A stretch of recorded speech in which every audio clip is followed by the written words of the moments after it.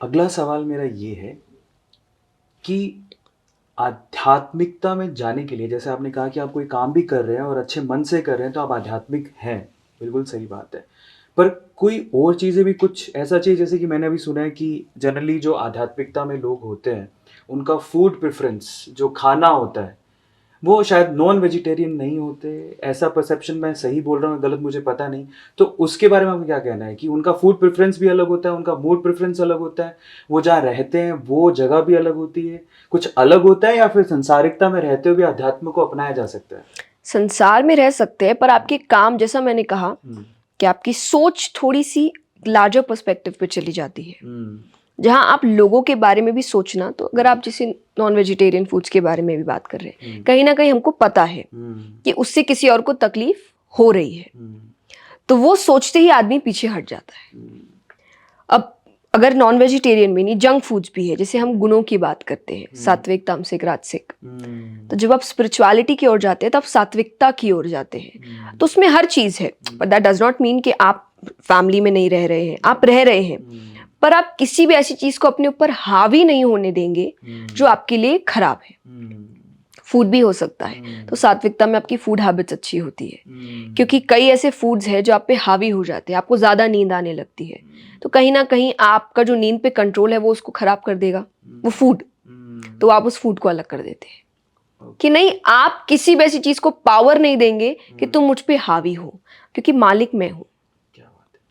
आपको भगवान ने मालिक ही बनाकर भेजा है, इमोशंस, इंद्रियां, इनके आप मालिक हैं, और इसीलिए आपको हर स्क्रिप्चर में कहा गया है कि इनको कंट्रोल में रखो, इसीलिए कहा गया। पर हम स्लेव बन रहे हैं धीरे धीरे। तो जब आप स्पिरिचुअलिटी की ओर जाते हैं तो आपको कहीं ना कहीं स्लेवरी से वापस से ओनरशिप की ओर लेकर आया जाता है कि मालिक तुम हो, तो हर चीज तुम्हारे कंट्रोल में होनी चाहिए, कोई भी चीज तुम पे हावी नहीं होनी चाहिए।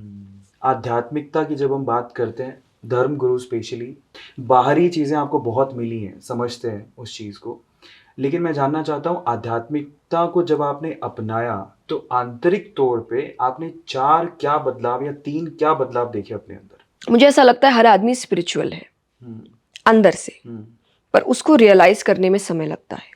जैसे धूल बैठ जाती है, या सोने पे मान लीजिए धूल बैठी, कोई सोने की चीज है, उस पर इतनी धूल बैठ गई अब आपको दिख नहीं रहा है, पर क्या इसका मतलब है कि वो सोना नहीं है?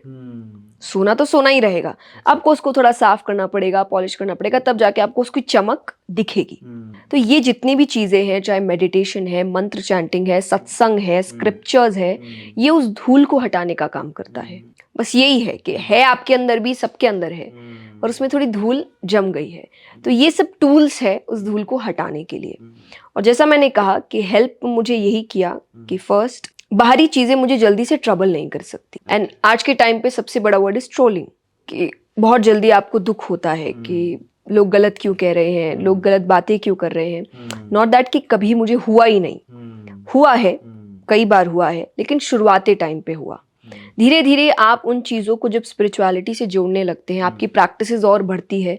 मेरे लिए स्पिरिचुअलिटी या मेडिटेशन इज मंत्रास, सत्संग, कि आप जब कथाओं में आते हैं, मैं पर्टिकुलरली कथा में कहती हूँ, हम 3.5-4 घंटे की कथा होती है और उतनी देर कोई फ़ोन यूज़ नहीं करता।